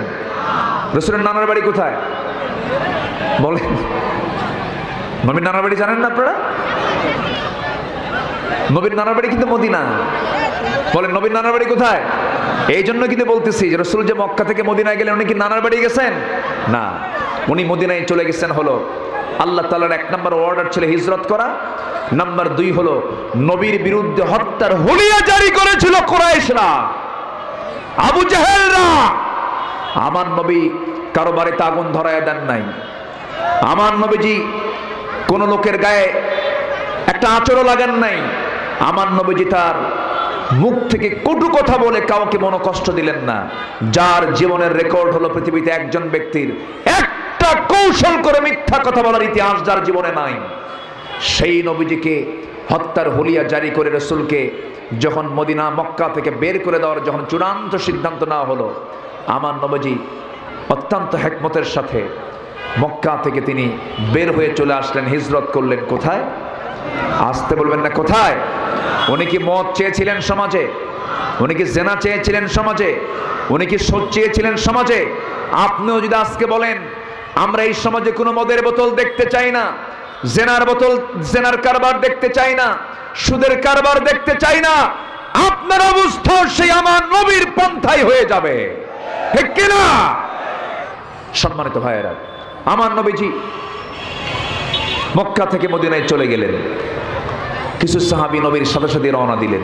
একজন সাহাবীর কথা আমিও যখন তার সিরাতটা যখন আমি টানি, আমার চোখে পানি চলে আসে। কি পরিমাণ তারা আল্লাহর দ্বীনকে গ্রহণ করে নিয়েছেন, কোটি কোটি না। আব্দুর রহমান ইবনে আওফ ছিলেন 6 থেকে বর্তমান সময়ে এই টাকার পরিমাণ দাঁড়ায় প্রায় 6 থেকে 7,000 কোটি টাকা। 6 থেকে 7,000 কোটি টাকার বিজনেস তিনি মক্কায় ফেলে, বউ রেখে, সন্তান রেখে, আত্মীয় স্বজন রেখে আমার নবীর সাথে তিনিও মদিনায় গিয়ে পাড়ি জমালেন। যেরকম সুবহানাল্লাহ, ওমান ইয়াশরি নাফসাহু ইবতিগা মারদাতিল্লাহ। আমার নবী আব্দুর রহমানকে দেখে কেঁদে ফেললেন, বললেন আব্দুর রহমান, তুমি অসহায়ের মতো বউহারা, সন্তানহারা, সম্পদহারা, ব্যবসাহারা এমন একটা লোকের মতো তুমি অসহায়ের মতো বসে আছো, তোমাকে দেখে আমি ঠিক থাকতে পারছি না। আব্দুর রহমান, তোমার কি কষ্ট হয় না? আব্দুর রহমান ইবনে আওফ, তার মুখে চুল পরিমাণ চিন্তার কোনো ছাপ নেই। তিনি তার সুন্দর চেহারায় মুস্কি হাসি মেরে মক্কার ধনকুবের একজন আব্দুর রহমান ইবনে আওফ বলছেন, ইয়া রাসূলুল্লাহ, বউ হেরেছি, সন্তান হেরেছি, ব্যবসা হারিয়ে দিয়েছি, কিন্তু পাইছি কি জানেন? আল্লাহকে পাইছি, রাসূলকে পাইছি। আস্তে কোন সুবহানাল্লাহ, আরো জোরে বলেন সুবহানাল্লাহ। আল্লাহ বলছেন, এই ঈমানটা তোর আন, এই ঈমানটা তোর আন, তোদের হাতে নেতৃত্ব চলে আসবে, তোদের হাতে ক্ষমতা চলে আসবে। ওয়াদাল্লাহুল্লাযীনা আমানু মিনকুম ওয়া আমিলুস সালিহাত লা ইস্তাখলিফান্নাহুম ফিল আরদ। লামে তাকিদ, নুনে তাকিদ। আল্লাহ তাআলা বলছেন, তোদের হাতে আমি আল্লাহ খেলাফতে দিয়ে দেব। জোরে কোন সুবহানাল্লাহ। সম্মানিত ভাইয়েরা, আমার নবীজি আব্দুর রহমান ইবনে আওফকে বললেন, আব্দুর রহমান, তোমার জন্য কিছু একটা করি। হুজুর, কিচ্ছু করা লাগবে না, আমি খুব ভালো আছি। কিনা দেখি তো আমি কি করা যায়, দেখি কি করা যায়। ইতিমধ্যে সামনে এক আনসার সাহাবী আসলেন। আনসার কারা? মক্কার না মদিনার? বলেন সবাই, একটু বলেন, একটু বলেন। মক্কার না মদিনার? মদিনার। জানা জিনিস বললেও না ভালো লাগে, জানেন তো সবাই কম বেশি, মুসলমান জানবই তো আমরা। আনসার হলো মদিনার আর মুহাজির হলো মক্কার। মুহাজির হচ্ছে যারা হিজরত করে চলে গেছেন, আনসার যারা মুহাজিরকে সাহায্য করেছেন।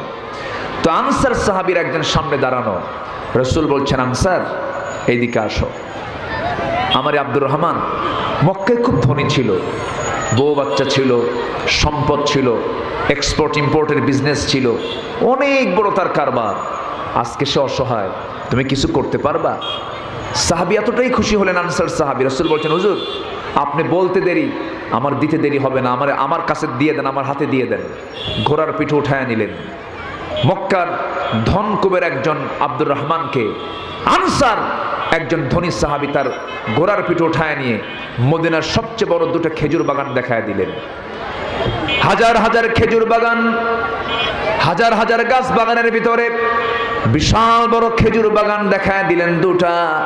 দেখিয়ে বলছেন, ভাই আব্দুর রহমান, এই দুইটা খেজুর বাগান আল্লাহ তাআলা আমাকে দান করেছেন, আল্লাহ তাআলা আমাকে এর মালিক বানিয়ে দিয়েছেন, খনিকের মালিক। রাসূল যেহেতু তোমাকে দায়িত্ব দিয়েছেন, এই দুই বাগানের যে বাগান তোমার পছন্দ হবে, এই মুহূর্তেই আমি এই বাগান আমি তোমার নামে দলিল করে দেব। জোরে বলে সুবহানাল্লাহ। আনসার তো আনসার। আমার নবীজি আনসারকে দায়িত্ব দিয়েছেন। আনসার কি করছেন দেখেন। কি নুসরত করছেন, কি সাহায্য করছেন। এবার বলছেন, ভাই আমি জানি এই মদিনার কোনো মেয়ের বাবা তোমার সঙ্গে তোমাকে বিয়ে দেবে না, তোমার সঙ্গে তার মেয়েকে বিয়ে দেবে না। তোমার তো যৌবন আছে, বউটা রেখে চলে আসছে মক্কা থেকে, বিয়ের তো প্রয়োজন। আল্লাহ তাআলা আমাকে দুটা স্ত্রী দান করেছেন, দুজন স্ত্রীর যে কোনো একজন স্ত্রীকে আমি তালাক দেব, নির্দিষ্ট মেয়াদ পার হয়ে যাবে, 3 মাস পরে তুমি আমার বউকে তোমার বউ বানাইয়া নিবা। বাগান দিয়ে দিলাম, আমার বউ আমি তালাক দিয়ে তোমাকে দিয়ে দেব, আমার তো দুটা স্ত্রী আছে, কোনো সমস্যা নাই। আব্দুর রহমান ইবনে আউফ এই আনসার সাহাবীর কথাগুলো শুনে চোখের পানি ফেলে ফেলে কেঁদে বলছে, ভাই রে, কলিজাটা ভরে গেছে আমার, তোর বউ তালাক দিতে হবে না, খেজুর বাগান আমার নামে দলিল করে দিতে হবে না, কিছু আমার প্রয়োজন নাই। আমি তো ব্যবসা বুঝি, আমি তো বাণিজ্য বুঝি, একটু দয়া করে আমাকে যদি পারতে একটা বাজার দেখায় দাও, সামান্য কিছু মূলধন থাকলে পরে আমি সেখান থেকে টুকটুক করে ব্যবসা করব। আমি সামান্য বিজনেস শুরু করলেন, একটু কামাই হলো তার, কয়েক রতি সোনা তিনি কামাই করলেন, আনি না ভরিও না, কয়েক রতি সোনা তিনি কামাই করলেন। আব্দুর রহমান ইবনে আউফ নিজে বিয়ে করে নিলেন মদিনায় এসে। বিয়ে শাদী করার 3 থেকে 4 দিন পর নবীর কাছে সুন্দর পোশাক পরে, সুন্দর সুগন্ধি লাগায়া নবীর কাছে যখন চলে গেলেন, রাসূল তার চেহারার দিকে তাকায় তিনি অনুমান করলেন আব্দুর রহমান কিছু ঘটনা ঘটায় ফেলছে। রাসূল বলছেন, আব্দুর রহমান, কয়েকটা দিন যাবত আমি তোমাকে দেখি না, তোমার সমস্যার কথা আমি কিছুই তো জানলাম না, কি হলো সমাধান, আমাকে তুমি কিচ্ছুই বললে না। আব্দুর রহমান, তুমি একটা কিছু করছো মনে হয়। হুজুর, ঘটনা ঘটাইছে কি, বিয়ে করছি। কি করছি? বিয়ে করে নিয়েছি। রাসূল বললেন, তুমি বিয়ে করলে আমাকে বললে না। হুজুর, পরিবেশ চলে এসেছিল, বিয়েটা করে নিয়েছে, আমি আপনাকে বলার সময় পাই নাই, সুযোগ পাই নাই। রাসূল বলেন, আব্দুর রহমান, বিয়েটা জরুরি কাজ, বিয়ে করে নিয়েছো ভালো কথা, কিন্তু আমার তো দায়িত্ব আছে। তুমি টাকা পাইলা কোথায়, মোহরানা দিলা কেমনে, আমাকে একটু বুঝিয়ে বলো। আব্দুর রহমান ইবনে আউফ বলেন, ইয়া রাসূলুল্লাহ, আপনি আনসার সাহাবীকে দায়িত্ব দিয়েছিলেন, আমি টুকটুক করে একটা ব্যবসায় হাত নিয়েছি, আর ব্যবসায় নেমে পড়েছিলাম। সেই ব্যবসায়ী কিছু কামাই হয়েছে, সেই কামাই করা টাকা, মোহরানার টাকা জমা করে দিয়ে আমি বউ বানায় নিয়ে আসছি একজন মহিলাকে। আমার রাসূলের সঙ্গে সঙ্গে বলেন, আল্লাহ আমার আব্দুর রহমানের পরিবারে বরকত দাও, ব্যবসায় বরকত দাও। আমার নবীর দোয়াটা এত সুন্দরভাবে মঞ্জুর হয়ে গেল যে আব্দুর রহমান সেদিন থেকে কোনো ছায়ে হাত দিলে ছাইটাও সোনা হয়ে যেত। তাবুক অভিযানের সময় তিনি 3 বস্তা সোনা দান করেছিলেন। আল্লাহ তাআলা তাকে এত পরিমাণ সম্পদ দিয়েছিলেন যে মৃত্যুর সময় তিনি এত পরিমাণ সোনা রেখে গিয়েছিলেন। তার সন্তান ছিল 13 জন, কুড়াল দিয়ে কেটে কেটে তাদের সোনা ভাগ করতে হয়েছিল। যেরকম সুবহানাল্লাহ। ঈমান এনেছেন, ঈমান আনলেই যে আপনার ক্ষতি হয়ে যাবে তা নয়, সব মাইনাস হয়ে গিয়েছিল, আবার ঈমানের বদৌলতে সব ফিরে পেয়েছেন। বরকত দিয়েছেন কে? আসতে বলবেন না, বরকত দিয়েছেন কে? শর্ত হলো ভালোবাসতে হবে কাকে? আসতে বলবেন না, ভালোবাসতে হবে কাকে? নাম্বার 2 হলো মুহাম্মদ সাল্লাল্লাহু আলাইহি ওয়াসাল্লাম।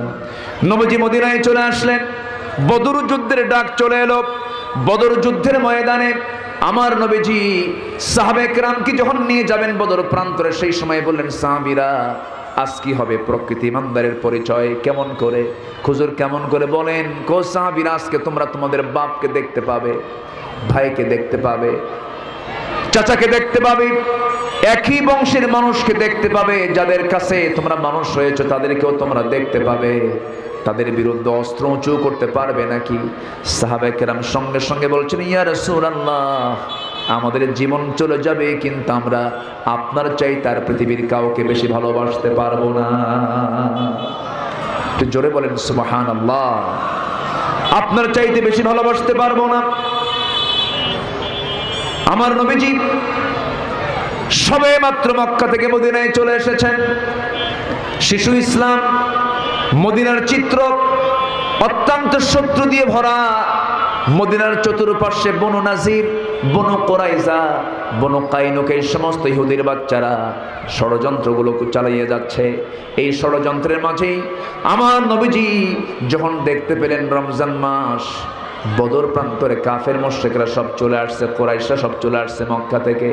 আমার নবীজি বলেন, সাহাবীরা কোনো উপায় নাই, বাতিলকে মোকাবেলা করার জন্য কে আছো? সবাইকে এক জায়গায় করলেন। মোটের সংখ্যা হলো 313। মোটের সংখ্যা হলো কত বলে? 313।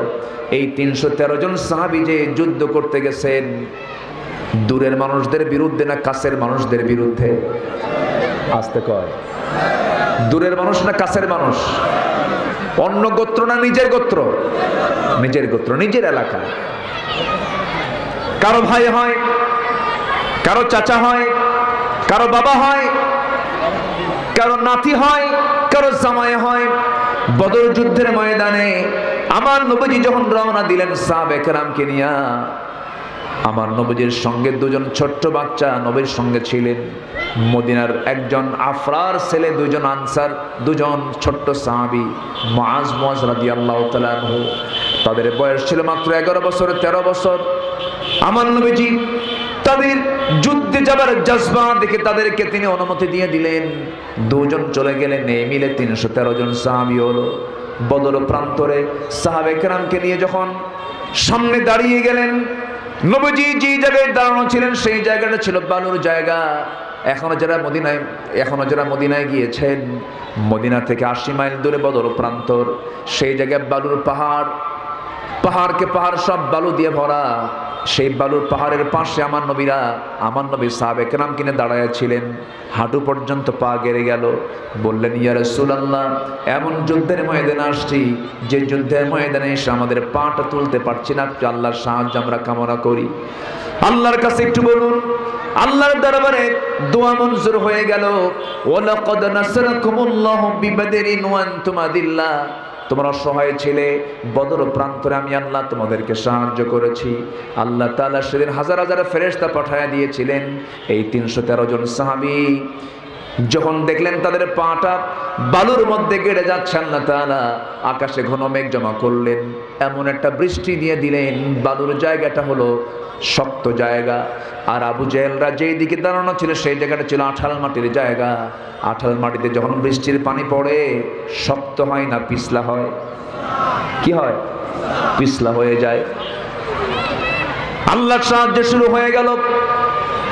ওই বদর প্রান্তরে একজন সাহাবী দেখতে পেলেন, তরবারি হাতিনের সামনে দাঁড়ায় দেখতে পান তার নিজের জন্মদানকারী পিতার সামনে দাঁড়ানো। মনে মনে ভাবেন, হারে আমার এই বাবার কোলে আমি ছোট থেকে বড় হয়েছি, কেমন করে আমি তাকে আঘাত করি। বাপ মনে করে তিনি তরবারি গোটায় নিয়ে তিনি ফিরে আসতেছিলেন। পরক্ষণই ভাবলেন না, কুল ইন কানা আবাউকুম ওয়া বানাউকুম ওয়া ইখওয়ানুকুম ওয়া আজওয়াজুকুম, এই আয়াতটার কথা তার মনে হয়ে গেল। সাহাবী করলেন কি, সঙ্গে সঙ্গে আবার তিনি তরবারি গোটায় না নিয়া তরবারি আবার উন্মুক্ত করলেন।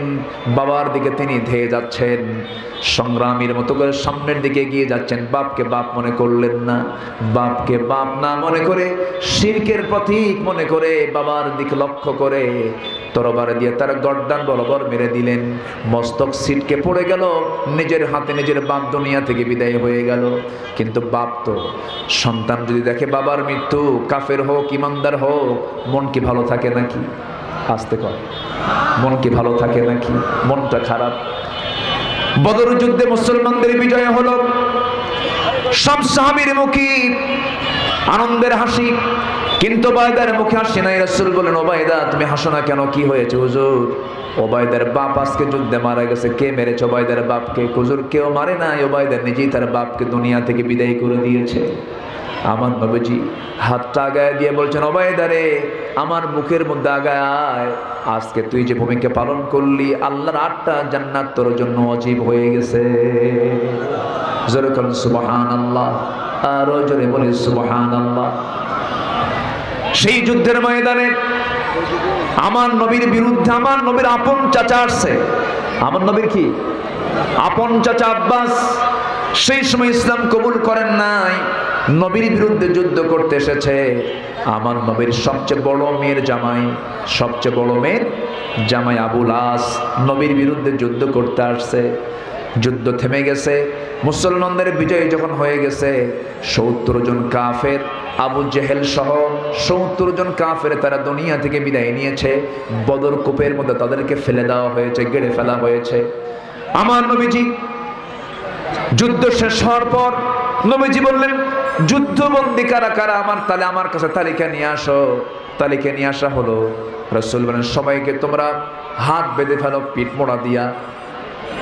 মোড়া দিয়া, পিঠের দিকে হাতটা বেঁধে ফেলো। সবার পিছে হাত বেঁধে ফেলা হলো। তাদের জন্য খাবার বরাদ্দ করো, খাবারও বরাদ্দ করা হলো। কিন্তু দেখা গেল সাহাবী রাসূলকে না বলেই আমার নবীর আপন জামাতা, বড় মেয়ের জামাই, তার হাত দুটো যখন বাঁধতে নিয়েছিল, দড়ির বাঁধনটা তারা ঢিল করে দিয়েছিল যেন কষ্ট কম পায়। আমার নবীর আপন চাচা মনে করে তার দড়ির বাঁধনটা একটু হালকা করে দিয়েছিল। নবীজির কাছে এসে বলা হলো, ইয়া রাসূলুল্লাহ, সবার বাঁধন তো শক্ত করে দিয়েছে, যুদ্ধবন্দীদের একজনের দুজনের বাঁধন আমরা ঢিল করে দিয়েছি। কে কে? আপনার চাচা আব্বাস, আপনার জামাই বড় মেয়ের জামাই আবুল আস। খাবারের ব্যবস্থা আমরা করেছি ভিন্ন। কি করেছে বলো? সব যুদ্ধবন্দীর জন্য আমরা করেছি হলো খেজুর, আর আপনার জামাই এবং আপনার চাচার জন্য করেছি ছাগলের গোশত এবং রুটির ব্যবস্থা করেছি, উন্নত খাবারের ব্যবস্থা করেছি। রাসূল বলেন, যুদ্ধনীতির সম্পূর্ণ খেলাফ কাজ করেছো। সবার জন্য যাই হবে, আমার জামাই আমার চাচার জন্য তাই হবে। আল্লাহু আকবার বলবেন না? যেরকম আল্লাহু আকবার, তাই হবে। আমার নবীজি বলে দিলেন। নবীজি বলার সঙ্গে সঙ্গে বাকি 68 জন যুদ্ধবন্দীর দড়িটা বেঁধে শক্তভাবে বেঁধে দেওয়া দড়িটা ঢিল করে দেওয়া হলো। সবার জন্য ছাগলের গোশত দেওয়া হলো, রুটির ব্যবস্থা করা হলো। এরপর রাসূল বলেন, একটা একটা করে ডাকো, তাদের কাছ থেকে মুক্তিপণ নিয়ে তাদেরকে মুক্তি দিয়ে দাও। সবাই দিয়ে যাচ্ছে মুক্তিপণ, তাদেরকে একটা একটা করে তিনি রাসূল মুক্তি দিয়ে দিচ্ছেন। এবার আপন চাচা আব্বাস রাদিয়াল্লাহু আনহু সামনে দাঁড়ায় বলতেছে, ভাতিজা মুহাম্মদ, আমারও তুমি আটকালা কেন? রাসূল বলছেন, আপনাকে আটকাবো না মানে আপনাকে তো আগে আটকাবো। আপনি আমার চাচা, আপনি আমার বিরুদ্ধে যুদ্ধ করতে আসছেন। সাইয়েদনা আব্বাস সেই সময় ইসলাম কবুল করেন নাই। তিনি বলছেন, আমার ভাতিজা মুহাম্মদ, আমার বাপ যেটা করে গেছে, আমার দাদা যেটা করে গেছে, সেটাকে আমি বাদ দিতে পারি নাকি? রাসূল বলছেন, ও আমার চাচা, আপনার বাপ যদি ভুল করে যায়, আপনার তো ভুল করা যাবে না। আপনার বাবা যদি অন্যায় করে যায়, আপনার তো অন্যায় করা যাবে না। এমনটা যুক্তি দিয়ে কখনোই আপনি সঠিক উত্তর আপনি দিতে পারবেন না। রাসূল বলছেন, আপনাকে মুক্তিপণ দিতে হবে। আব্বাস রাদিয়াল্লাহু আনহু বলছেন, ভাতিজা মুহাম্মদ, আমার বাড়িতে আমি কিছুই রেখে আসি নাই, তোমার চাচির কাছে কিছুই নাই। রাসূল মুস্কি হাসি মেরে বলছেন, চাচা, সামান্য স্বার্থের জন্য, দুনিয়ার জন্য এত বড় মিথ্যা কথা বলার কি দরকার? কি হয়েছে বলেন, কি হয়েছে বলো বাবা। রাসূল বলছেন, আপনি আমার চাচি আম্মার কাছে আপনি কয়েকটা স্বর্ণের টুকরা রেখে এসেছেন। আব্বাস সাধারণ লজ্জা পেয়ে গেলেন, বললেন, ভাতিজা মুহাম্মদ, আমার বাড়ির সোনার খবর তোমাকে দিল কে? রাসূল সঙ্গে সঙ্গে বলছেন, আমি গায়েবের মালিক নই, কিন্তু গায়েবের মালিক আল্লাহ তাআলা আমাকে জানায়া দিয়েছেন। জোরে করুন সুবহানাল্লাহ। সঙ্গে সঙ্গে আব্বাস বলছেন, ভাতিজার যুদ্ধ করে লাভ কি? আমাকে পড়াইয়া দে লা ইলাহা ইল্লাল্লাহ কালিমা পড়াইয়া দে। কালিমা তিনি পড়লেন। এবার জামাইয়ের পালা। নবীজির কোন জামাই? ছোট জামাই না বড় জামাই?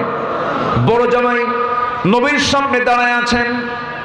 জামাইরা কত সম্মানের পাত্র, কিন্তু এবার ইসলাম মানার না মানার কারণে এবার হয়ে গেছে সেই জামাইয়ের হাতে কি? হ্যাঁ, হাতে কি বলেন? রশি। তাহলে জামাই হলো সম্মানের, আর রাসূল সেই জামাইকে হাতে কি দিলেন? কি দিলেন? সম্মানের না অপমানের? অপমানের। দড়ি দিয়ে বেঁধে ফেলেছেন। বললেন, তোমার ঘরে আমার মেয়ে আছে, এটা বড় কিছু নয়, তোমাকে মুক্তিপণ দিতে হবে। আবুল আস বললেন, হ্যাঁ মুক্তিপণ দেব। মক্কায় খবর লাগাও। খবর লাগাইছে, মুক্তিপণ চলে আসছে, একটা প্যাকেট। সে প্যাকেটটা রাসূলের সামনে প্লেস করা হলো। প্যাকেট খুলেই দেখেন একটা গলার হার তিনি দেখলেন। সেই গলার হারটা দেখেই রাসূল কেঁদে ফেললেন। নবীর কান্না যখন বের হয়, সাহাবীরা কি খুশি হন? সাহাবীরাও কান্দে। রাসূল কান্দেন কেন? সামান্য গলার হার দেখে আপনি কাঁদতেছেন কেন? রাসূল বলছেন, জানো, এই গলার হারের সাথে স্মৃতি জড়িত হচ্ছে আমার খাদিজার। আমার খাদিজার গলায় এই গলার হারটা আমি দেখতাম। আর সেই গলার হারটা আমার বড় মেয়ে বিয়ের সময় আমার খাদিজা তার গলা থেকে বের করে খুলে আমার বড় মেয়ের গলায় দিয়েছে। আমার সেই খাদিজার কথা বারবার মনে হচ্ছে, এই জন্য আমি কাঁদতেছি। সাহাবীরা বললেন, ইয়া রাসূলুল্লাহ, আপনি কাঁদলে কি আমরা ঠিক থাকি? এই গলার হার আমরা নেব না। রাসূল বলেন, তাই যদি হয় ঠিক আছে, নিও না, কিন্তু আমি আবুল আসকে বলে দিচ্ছি, আবুল আস, তুমি আমার বড় মেয়ের জামাই, কিন্তু ওলা কি বলে, ওলা তুনকিহুল মুশরিকাত হাত্তা ইউমিননা, কোন মুশরিকের ঘরে কোন ঈমানদার নারী থাকতে পারে না, আয়াত নাযিল হয়ে গেছে। আবুল আস, তোমার মুক্তিপণ হলো তুমি এখান থেকে মক্কায় গিয়েই আমার মেয়েকে আমার বাড়িতে পাঠায় দিবা, আমার মেয়ের সঙ্গে তোমার কোন সম্পর্ক চলতে পারে, কারণ তোমার ঈমান নাই, আমার মেয়ের ঈমান আছে। এই হচ্ছে ঈমান আনা, এই হচ্ছে কি ঈমান আনা। আমি কি কথা বলবো, কিন্তু বলবো কখন, সময় তো নাই, সময় তো শেষের দিকে চলে আসলো। ঈমান আনা, এরপর ওয়াজাহিদু বিআমওয়ালিহিম ওয়া আনফুসিহিম ফি সাবিলিল্লাহ, আল্লাহর রাস্তায় যারা জিহাদ করবে, এই দুইটা কাজ যারা করবে, আল্লাহ তাআলা বলছেন উলাইকা হুমুস সাদিকুন, এরাই হচ্ছে আমার সত্যবাদী বান্দা। জোরে বলে সুবহানাল্লাহ। আমাকে না বলে উঠে যাচ্ছেন আপনি, এটা কিন্তু শৃঙ্খলার সম্পূর্ণ পরিপন্থী কাজ। আমাকে না বলে উঠে যাওয়াটা, যদি এখানে ফেরেশতা আছে না নাই বলেন তো? আছে। এই দেশে কি এমন মামলা নাই যে শৃঙ্খলা ভঙ্গের অভিযোগে মামলা? আমার দেশে আছে না নাই? এবং এই মামলাগুলো বিগত কয়েক বছরে কম হয়েছে না বেশি হয়েছে? বেশি হয়েছে। তো আল্লাহর ফেরেশতা এখানে আছে না নাই? আছে। তো সেই ফেরেশতারা যদি দেখে যে এই মাহফিলের শৃঙ্খলা ভঙ্গ করলো কারা কারা, আল্লাহর আদালতে যদি মামলা দেয়, কি সুবিধা না অসুবিধা? অসুবিধা। তাহলে আমরা কেউ উঠবো না। আমাদের শৃঙ্খলা ভঙ্গ করা যাবে না। কোরআনের শৃঙ্খলা রক্ষা করার দায়িত্ব একার না, সবার। সবার। যে যেখানে আছেন সবাই বসেন, আমরা দোয়া করব। দোয়ার পর এখানে মুখে আজান হবে, মাইকের আজান হবে না। মাইক আজান বহু আগে হয়ে গেছে। মুখে আজান হবে, মুনাজাতের পর আজান শেষ, নামাজ শুরু হয়ে যাবে। যাদের ওযু নাই, ওযু করবেন, নামাজ আদায় করে নেবেন। এখন দোয়ার দিকে আমরা যাব। কোরআনকে ভালোবাসেন কারা কারা, একটু হাত তুলে দেখান তো। কোরআনকে ভালোবাসেন কারা কারা? কোরআনের আইনকে চান কারা কারা? একটু হাত তুলে দেখেন না, একটু হাত টেনে নাড়া দেন তো এরকম করে। আল্লাহ তোমার এই বান্দাদের এই চাওয়াকে পাওয়া করে দাও। জোরে বলি আল্লাহুম্মা আমিন। হাত নামান। এখন আমি সবার কাছে একটু আরজ করব। يا نفس إن لم تظفري لا تجزعي